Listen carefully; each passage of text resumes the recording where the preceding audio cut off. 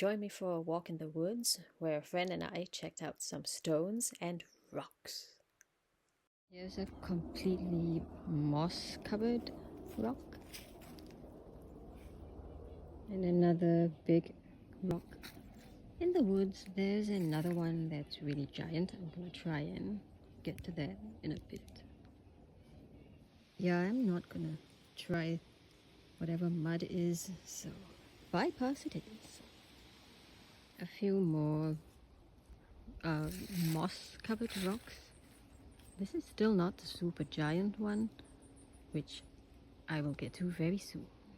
Okay, this is the giant stone. I'm trying to get a perspective of it. Yeah, this is the biggest one I've seen so far. I'm not sure if it's a glacial erratic. I've read about it on Google.